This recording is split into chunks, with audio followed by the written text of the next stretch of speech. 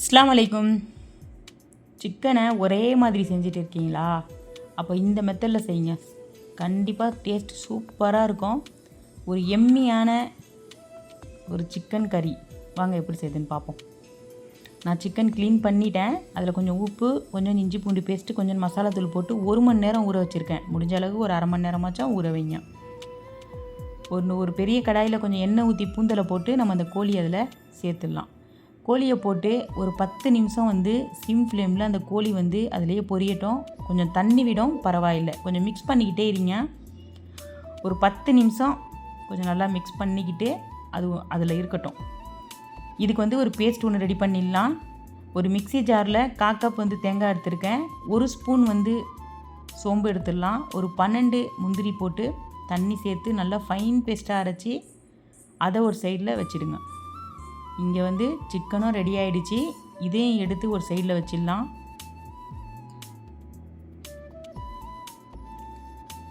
அதே பேனில் கொஞ்சம் எண்ணெய் ஊற்றி நான் 2 வெங்காயம் எடுத்திருக்கேன். வெங்காயம் நல்லா வதங்கட்டும். வெங்காயம் கலர் மாறணும். வெங்காயம் கலர் மாறினதும் ஒரு பெரிய தக்காளி, 3 பச்சை மிளகாய் அதையும் இதில் போட்டு நல்லா வதக்குங்க. கொஞ்சம் வதங்கினதும் ஸ்பைசஸ் போட்டுடலாம். 1 ஸ்பூன் உப்பு போட்டிருக்கேன். உப்பு பார்த்துட்டு போட்டுக்கலாம் கடைசியில். 1/2 ஸ்பூன் மஞ்சத்தூள், 1/2 ஸ்பூன் இஞ்சி பூண்டு பேஸ்ட்டு போடுங்க. 1 ஸ்பூன் கொரியாண்டர் பவுடர்,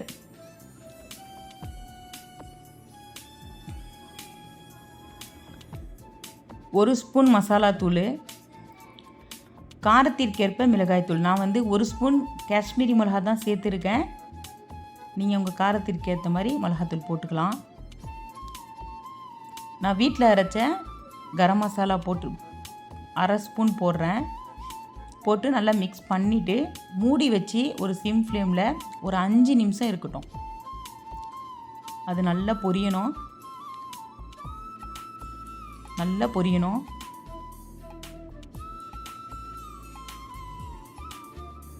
ஒரு 1/4 டம்ளர் தண்ணி ஊற்றிடலாம். தண்ணி ஊற்றி மிக்ஸ் பண்ணிவிட்டு ஒரு 5 நிமிஷம் சிம் ஃப்ளேம்லேயே கொதிக்கட்டும்.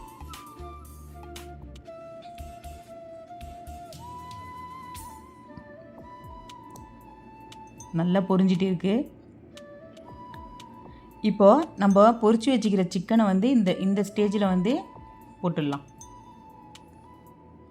போட்டு மிக்ஸ் பண்ணிவிட்டு ஒரு 5 நிமிஷம் மீடியம் ஃப்ளேமில் கொதிக்கட்டும். நல்லா கொதிக்கட்டும். எப்படி இருக்குது பாருங்கள் நம்ம சிக்கன் கறி. நீங்கள் தாராளமாக இந்த மெத்தடில் செஞ்சு தாராளமாக சாப்பிட்லாம். சப்பாத்திக்கு சூப்பராக இருக்கும், பரோட்டா சூப்பராக இருக்கும். இந்த ஸ்டேஜ்லேயே இறக்குறதுனாலும் இறக்கலாம், செம்மையாக இருக்கும். நான் 1/4 கப் தயிர் ஆட் பண்ணுறேன். தயிரையும் போட்டுட்டு மல்லிக்கீரை எல்லாமே ஆட் பண்ணிவிட்டு நல்லா ஒரு மிக்ஸ் பண்ணிவிட்டு மறுபடியும் மூடி வச்சு ஒரு 5 நிமிஷம் கொதிக்கட்டும். சிம்லேயே இருக்கட்டும்.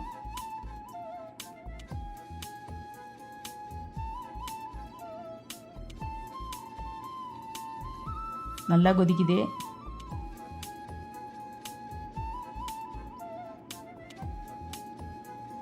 இந்த வீடியோ பிடிச்சிருந்தால் லைக் பண்ணுங்கள், சப்ஸ்கிரைப் பண்ணுங்கள் சேனலை. ஒரு எம்மியான சிக்கன் கறி. இப்போ நம்ம அரைச்சி வச்சுக்கிற பேஸ்ட் அதில் ஊற்றிடலாம். அது ஊற்றிட்டு நல்லா மிக்ஸ் பண்ணிவிட்டு மூடி வச்சு கொஞ்சம் நல்லா சிம்மில் வச்சுருங்க அடுப்பை. ஒரு 15 நிமிஷம் நல்லா கொதிக்கட்டும். ஆனால் நடுநடுவில் கொஞ்சம் மிக்ஸ் பண்ணிக்கிட்டே இருங்க. அதில் முந்திரி போட்டுக்கிறதுனால கொஞ்சம் அடி பிடிக்கும். நம்மளோட சுவையான சிக்கன் கறி ரெடி ஆகிடுச்சு. அல்டிமேட்டாக இருந்துச்சு, உண்மையிலே சொல்கிறேன். கண்டிப்பாக ட்ரை பண்ணி பாருங்கள். இந்த வீடியோ பிடிச்சிருந்தால் லைக் பண்ணுங்கள், ஷேர் பண்ணுங்கள், சப்ஸ்கிரைப் பண்ணுங்கள். மறக்காமல் இந்த சிக்கன் கறியை செஞ்சு பாருங்கள். அஸ்ஸலாமு அலைக்கும்.